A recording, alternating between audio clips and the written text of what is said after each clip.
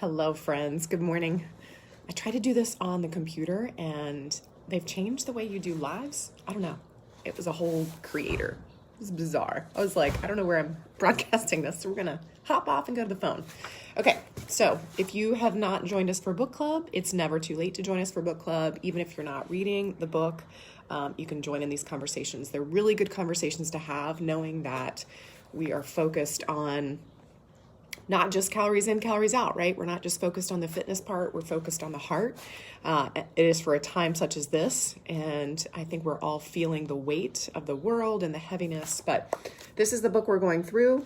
If you don't have the book or you want to listen to it on audio, let me know. I'm happy to gift you an audio book. I have a lot of Audible credits that have just been building up, so happy to share those. But we're going to jump in. And if you are watching this on replay, let me know that you're watching it on replay. Let me know if you're reading the book or if you're not reading the book. Week 2 of the book, I'm not going to be on here long because since this is not a Zoom and it's not interactive, it's not as fun, right? But I think this message is applicable to what we're going through as a nation, as a body of believers, right?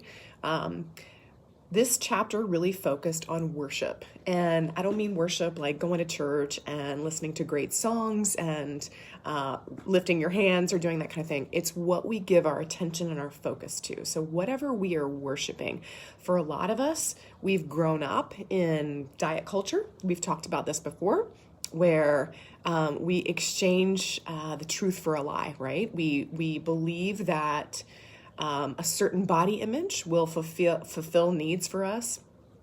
A certain food, a craving that we give into will make life better, right? So we turn to substances, we turn to numbing out, we avoid our feelings. So we've talked about a lot of those things. So the real work that we're doing here is that work of believing, that work of trusting the Lord, having Him be the leader of this process. Not a diet plan, not a workout calendar, not a counting of macros and that kind of thing, but really being present in those moments where, we've talked about CTFAR, looking at our thoughts, looking at our feelings, observing those feelings, but really ultimately in that observation, we want to return it back to the Lord. We want to surrender those things. So I've got allergies or something. I'm like crying out of eyes. My nose is running. So this week, if you are following along and you're actually participating in the study, there was a chance for fasting. And what fasting does is it allows your body, psychologically, and spiritually, you're connecting back to the Lord, right? In those moments when you're craving food or you're hungry, the whole purpose behind a fast is to have that spiritual communion with the Lord. But from a physiologic point of view, you are allowing your body to be in tune again with hunger. Many of us, and I would argue in particular of this last 6 months, right? A lot of us have been stuck at home. We've been around food a lot. We've allowed that food to take place for grief, comfort, all of that kind of stuff. So having a fast, using your food log, and that could be your To Be Mindset journal, allows you to come back to, are we really hungry?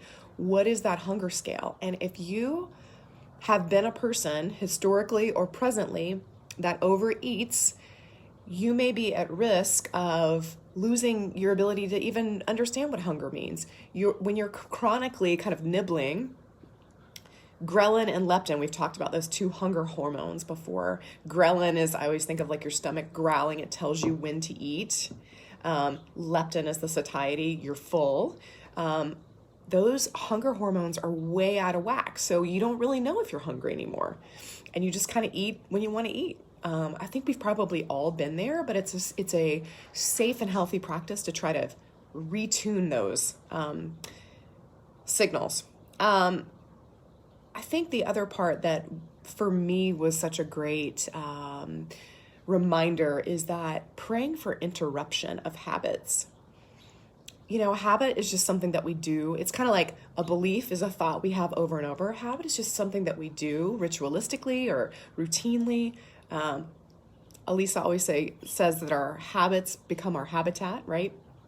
So what we do over and over again, are those habits serving us? Are they doing something positive for us? Are they allowing us to be more fully present for our family? Are they allowing us to be more connected to the Lord, have that presence, be fully surrendered? What are our habits allowing? And ultimately, and she talked a lot about Tim Keller, if you watch the video, but we're all worshiping something. We're all in worship of something. And we just have to realign that worship in the right area, in the right place. So walking with the Lord and trusting the Lord. The other thing I would ask and really dig in, I am struggling in this. I'll be completely transparent. Quiet space, not necessarily just quiet time, but a long enough period of time where you're not listening to a podcast, Facebook Live, an Instagram story, music, whatever. Space for God to speak, right? To move in the Spirit, like that quiet place where you can say no to the patterns and the rhythms of the world. I think that's getting harder and harder and harder. Maybe not for you. It is for me. So that just tells me that I need to be aware of some of the behaviors, again, interrupting those patterns. So fasting can help you do that. It's all a worship issue, right? It all goes back to that. So the poverty in me can lead me to God if I allow that.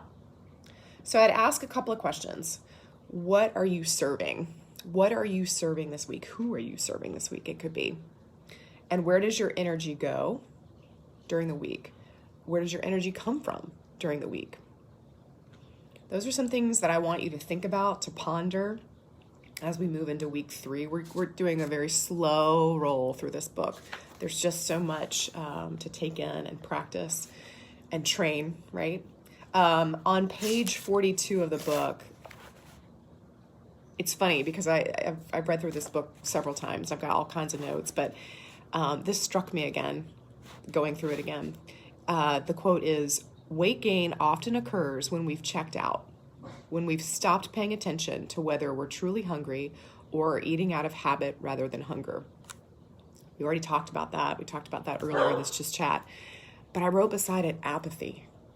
Apathy, right? We're apathetic.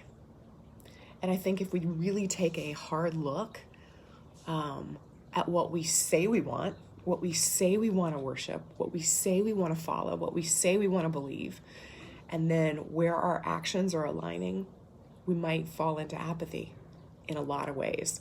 So I'm going to challenge you to look into that. Are you feeling apathetic? Are you being apathetic? Are you left empty? Are you left over-consumed, whether that's over-consumed with the foods that you're eating or over-consumed with the media that you're taking in? Are you allowing for that place, that quiet place, for God to reveal to you his true purpose? So anyways, I'm going to hop off, but I'd love to hear your thoughts. Are you reading the book? Do you want to read the book? Do you need an audio book? Where are you feeling? Are you having poverty? Poverty of spirit. What are you worshiping? These are all good things to contemplate and ponder, because I think the more we press in, the more it becomes a focus on God and what he's revealing, and it takes the focus off of the food and the fitness and the drive and the push and the world, right? Love you, friends.